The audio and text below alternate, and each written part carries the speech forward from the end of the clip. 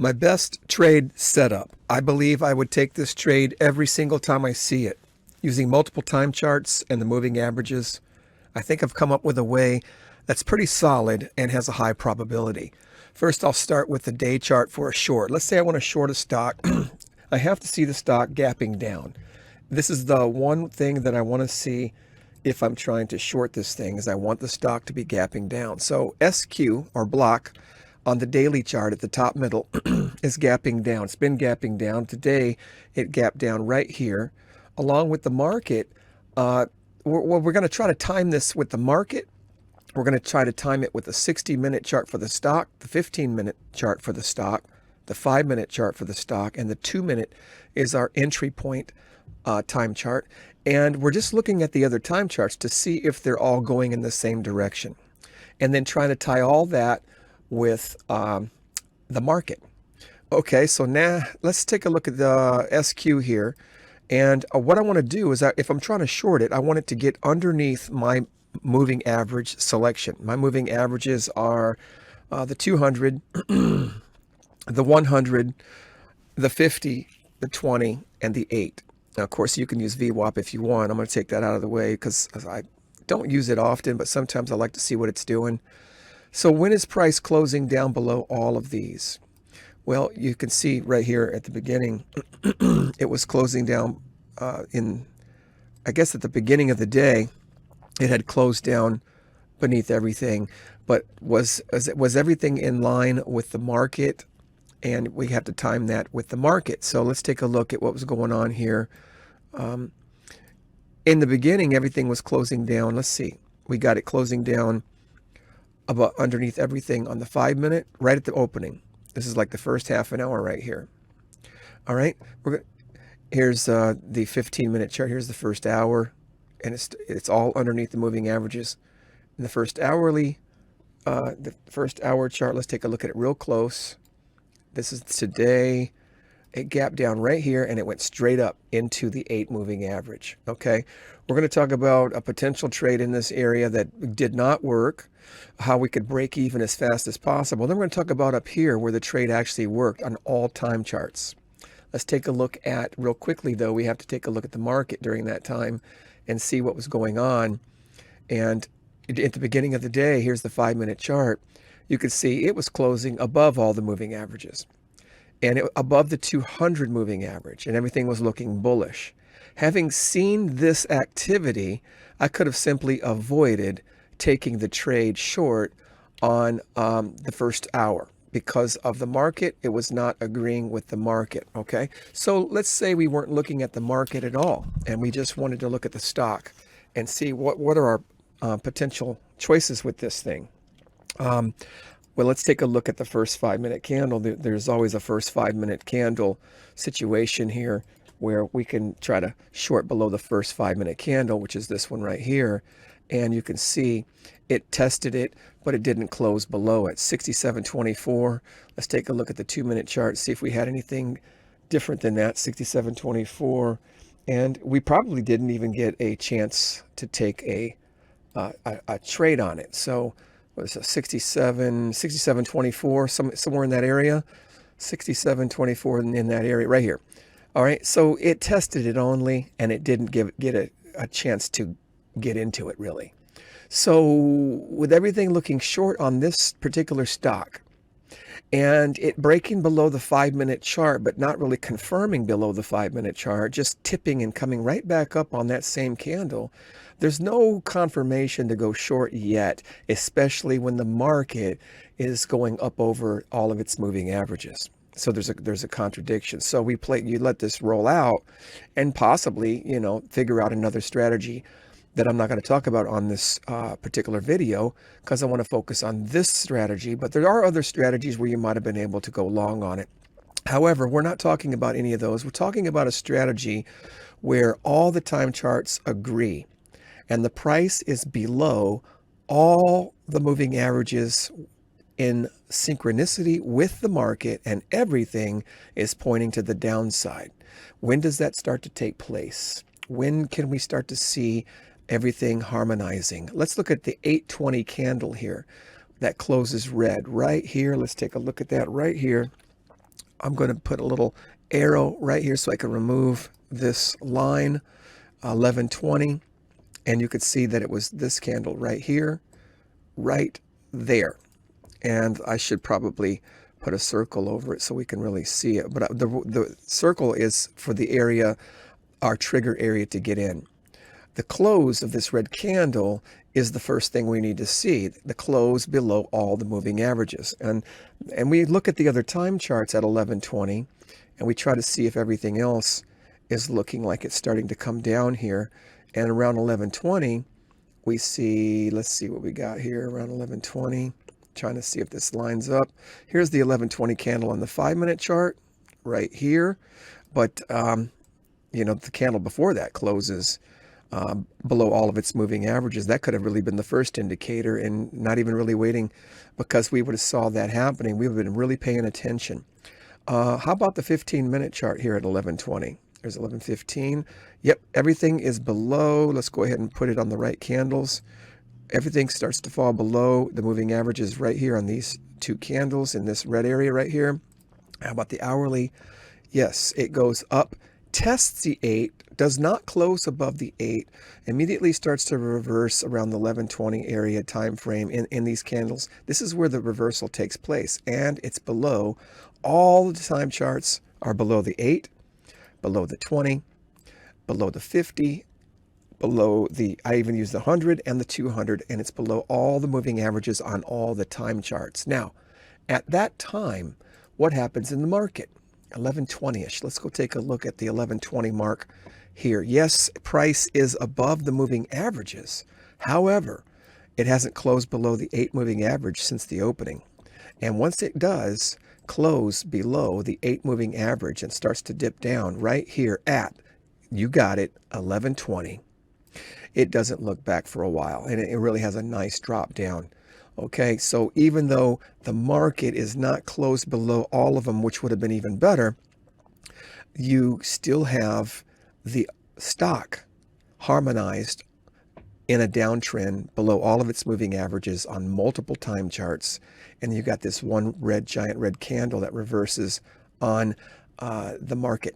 So to me, that's enough. It really is. And so what we are going to do now is figure out, okay, we got a sign. These are the signs that we need to go short. What's the trigger to go short?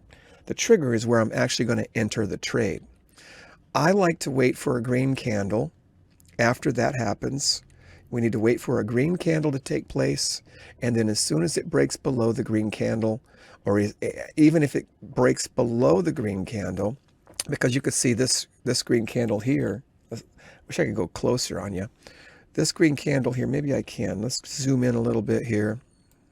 Yeah, this green candle was red, came back up, had another one. It started to turn red, but why would we not enter in when this candle started to turn red? Because it didn't break below this green candle.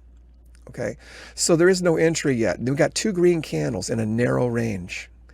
Then we have this red candle here, and it, as soon as it breaks below this candle, it's taking out the green buyers. That's where your entry should be.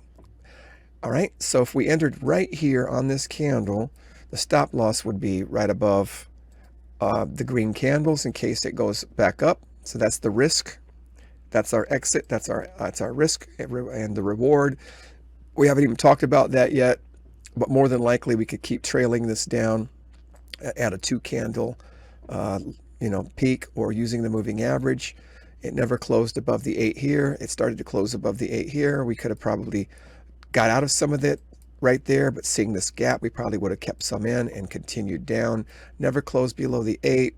Here it closed below the 8. We probably could have gotten out right there of everything, or most of it, held a little bit and maybe started when it put in a higher low here and closed below the 8 and the 20, closed out of everything. It didn't really go down much further than that before coming back up here, where eventually we could enter in again. Where this is actually the trade I did take, where this red dot is.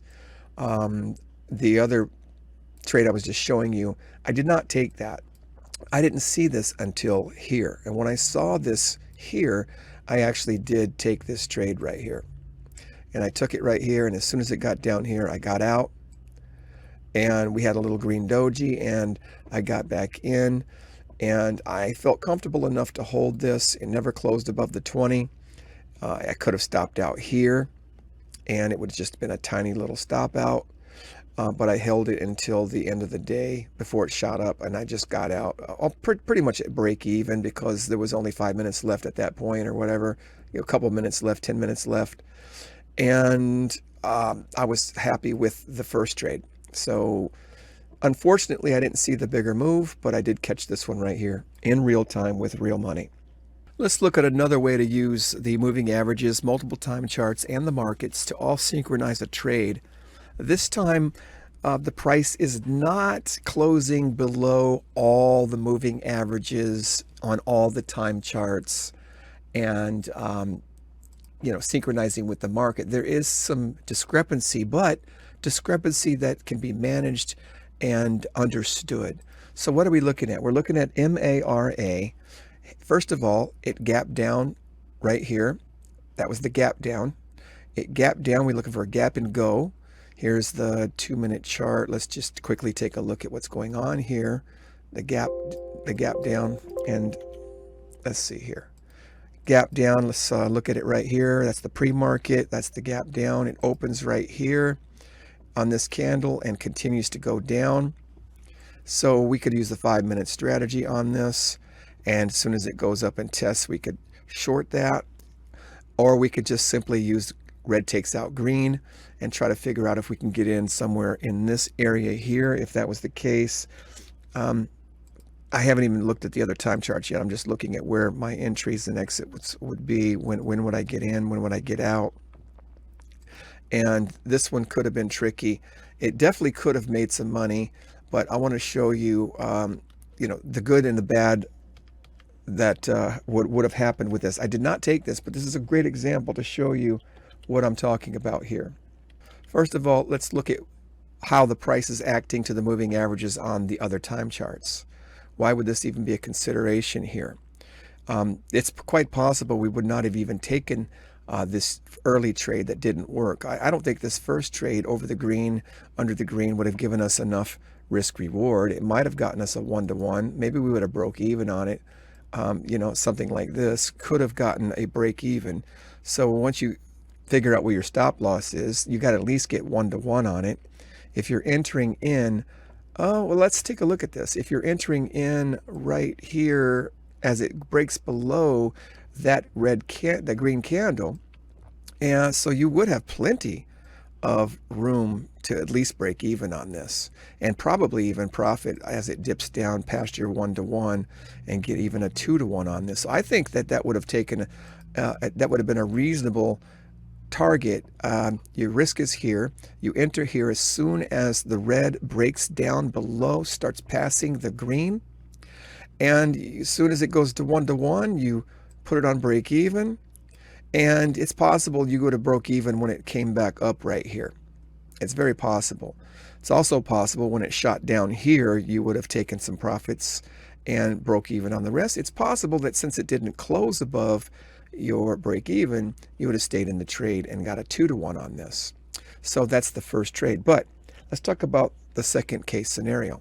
The second case scenario is that we don't even take this trade. Why? Well, let's look at the hourly chart. If we're going to want all the moving averages to give us a better indication, we're going to look at the other moving time charts, the 60-minute, the 15, and the 5-minute chart to figure out, okay, this is not below all the moving averages. Here on the 5-minute, we can see red taking out green, and it finally falls below most of the moving averages, but it's still above the 200.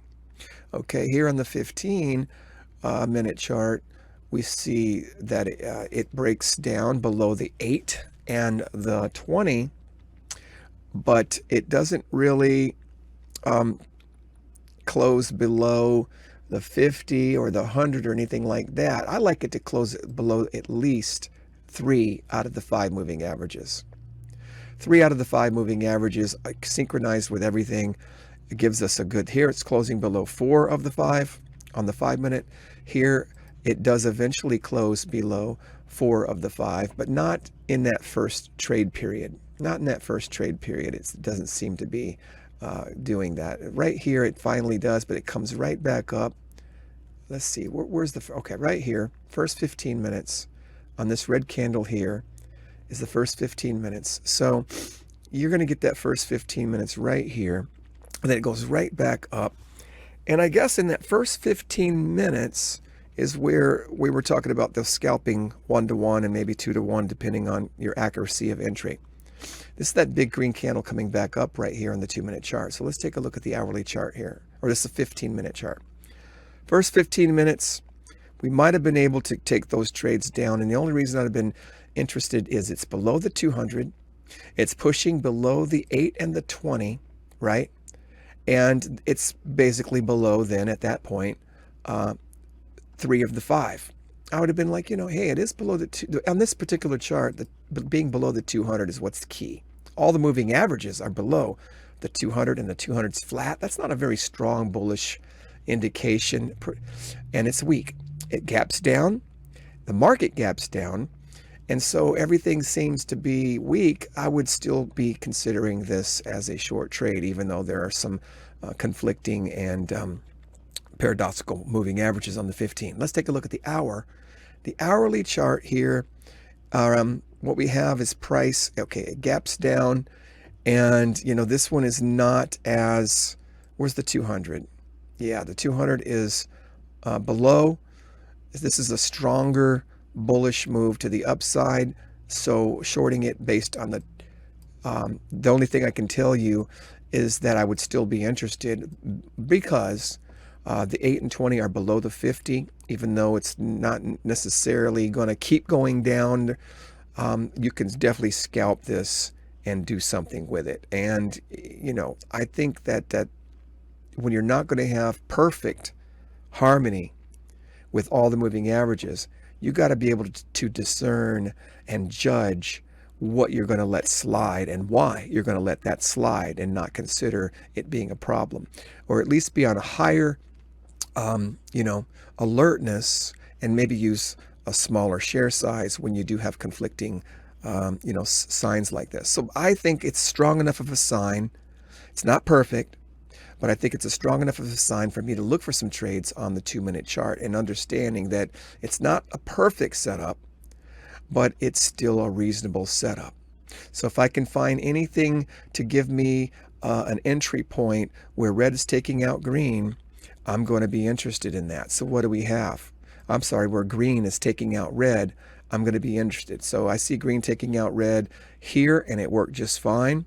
I see green taking out red taking out green here, and like we showed you and where the stop losses would be, this would have worked. Over here, we don't see green taking out, red taking out green till right here. Now, this is not below all the moving averages, is it? No, it's not. So we don't take this trade. This is red taking out a green candle, but it's not below all the moving averages. Okay, so here we see red taking out green up here, and this is one of those things where you can make a judgment call, and put your stop loss wherever you want. To me, I might have gotten stopped out of this one personally, because it closed above my stop loss here like that, and I probably would have gotten right back in, because I've been known to get in 2 and 3 and 4 times. If I keep my stop loss very short, I mean almost break even. I break even 4 or 5 times sometimes on a trade, trying to perfect my entry. I might have tried this, well, here's red taking out green too, but like I said, it's riskier when they're not below the moving average. It's a better price when it's above the moving average, but it's riskier. So you could see that if you entered in when red took out green here, it just bounced right back up. When red took out green here, it just bounced back up. And not only is it above the moving averages, the 8 and 20, the 8 and 20 crossed over, and they're going up. Fortunately, the 8, the 50, the 100, and the 200 are still all forcing everything down. So these two areas are very, very high risk. This one, it becomes low risk. It's the 1, 2, 3rd time And to me, I might have tried all three of those, because when you get it right, it more than makes up for those tiny little break-even losses, okay? So I probably would have done this one for sure again. Let's say I lose this one. Let's say I enter in as soon as red takes out green on this price right here. My stop loss, it would be if it closes above this area. It doesn't even really close above this area until this candle here. When it closes below this candle here, let's take a look at how much. Let's draw a box and let's see how much I would have lost on that. Here's how much I would have lost on that, right? If I enter in back over here, when it breaks below the red, I've got to make up that much for the loss, right? And here's how much I would have made if I stayed in it as long as I possibly could. Now, let's say until it starts closing above all the moving averages, the 8 and the 20, it starts closing above the moving averages and pushes. So that's what I would have made if I stayed in it until price closes above the 8 and 20, okay? And that's really about as much as you can squeeze out of it if you're going to continue to let it go. You could have said, well, there's other ways of doing this as well. Personally, I don't like to lose that much. You see how big this box is? I don't like to lose that much. I don't like to lose that much on a trade. So quite frankly, what I would have done here is if price breaks below the green, it's a higher risk trade, but I want to try it anyway. So let's say I enter in right here because red finally took out the green. It goes down and starts turning red. As soon as the green comes back up over the candle that I entered in on, my stop loss could have been lower, could have been here. It could have gotten out a lot lower. Or there's another theory that as soon as I enter in, wherever I enter in, if it comes back to that point after breaking down this far, I simply break even. In other words, if I enter in right here in this area, right below this green, the red takes out green. Let's say my stop loss originally is up here. As soon as it starts to go down, I start lowering my stop loss. And as soon as it spikes down, I put my stop on break even. So it's possible, and I've done this many, many times, and I like this strategy. Although you get stopped out a lot, you get stopped out for zero, you get stopped out for break even. And that's a beautiful thing. I would take 10 stop outs for break even to hit one home run. And that's probably what I would have done in real time, because when something spikes down, I don't just leave my stop up here. I start lowering it down here somewhere. Okay, and that's the same thing that might have happened over here on this. So if I would have entered in on the second circle, where the entry would have been right here. Personally, I don't think I would have done that until it cleared these moving averages. I wouldn't have done it until it cleared these moving averages, right? I used to take trades right here where it breaks down and my stop loss is right above that candle. For instance, if it breaks down below these moving averages, like say this red candle was right here, the next red candle pushes, I would enter. I'd enter right there, and it would go down here, and my stop would be above the candle that I entered on. So I only have a stop loss of about that much right there, literally. So as soon as it spiked down on that, I probably would have broke even on that. I don't give myself a lot of room to stop loss. This is the biggest stop loss possible to take. And like I said, it's still, you definitely get more than 1-to-1 on that. But if you're going to be quick and scalpy like I like to trade usually, if I were to take these riskier trades, I would have definitely been on guard a lot tighter with my stop loss. Now, on the one that works best, say I skip these trades here, or say I broke even on both of them. I haven't lost anything yet. I'm still looking for this trade to work. And sometimes it takes 2 or 3 times before it's finally ready to break down. And so the best place for me, here it broke below all the moving averages, but all the moving averages, these two were heading up. Here up here on this red candle, as it's starting to come down, things turn. You got a bunch of pintails. You got lower highs instead of higher highs. So you got higher highs going this way, and all of a sudden it changes to lower highs right here. And to me, that's a sign my stop loss could be up in that area.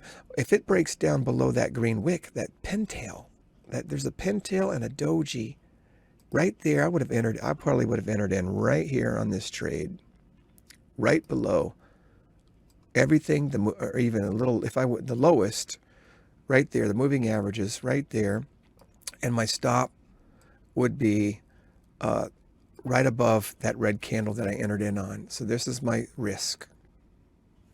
That's my risk. I like that risk a lot better. Now you can see that we got more like a 6-to-1 or a 5-to-1 return. Well, let's go like this. And this is my mentality when I trade. So I don't know what that is. It's probably 1, 2, 3, 4, 5, 6-to-1 about a return on this. And what we're doing is we're looking at all the time charts, looking at the moving averages, trying to time it with the market. So in this area, let's take a look at this area on the other time charts to see if it was validated. And if it wasn't perfect, why would I still take the trade? So somewhere around 1046. And let's go look at the 5-minute chart at 1046. What was going on? Here it is. Well, price was coming up into the descending 20. The 50's going down.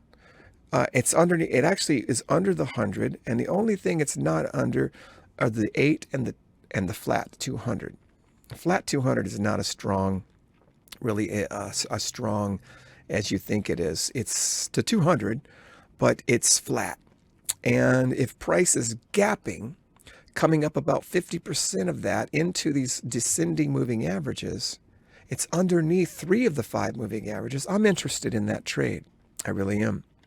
If I was using the 5-minute chart instead of the 2-minute only for these trades, I might have not even took these early trades, because I'm looking at the 5-minute chart. I see how, it's still, toying around and trapped in between these. And once it breaks below, it did try to break below right here. There's no reason why not to try these trades. And the way to get in them is different for everybody. If you break down and you like to break out, you got to keep. I went over that potential trade, what I would have done to do that. If I was getting to break down on the candle that it breaks down, I put my stop above that candle, right? I have a very tight stop loss. So again, my stop would be right above this candle here, right above it. I entered in as soon as it broke below the previous candle. So my entry's right here, my stop's right here. And as soon as it spikes down past 1-to-1, I take my stop immediately and break even on it. Now, sometimes the timing's not right. You lose a few pennies or whatever the case may be. It's not always 100% accurate, but that's the theory. And you have to be quick and pay attention. So on the 5-minute chart, it's still, depending on how frisky I'm feeling that day. But once it starts like this candle closed below at 2440-ish, 2445, 2445, somewhere in here. There you go. This is one of the entries right here when red takes out green. When red takes out green, we have a stop loss above the candle and we enter in as soon as it ticks below. At the very most, we want 1-to-1 return on that, because this is a high probability trade. You can do 1-to-1, okay? And you get that. And you probably break even on this unless you enter in again. If you enter in again, the stop is above that red candle. You enter in down here on that red candle, and there's your stop loss, and you definitely get a 1-to-1 return on that trade. If you wait for this area, you have a stop loss above this candle, wait for it to take out the green candle here, right here, and you definitely got a 2-to-1 return on that.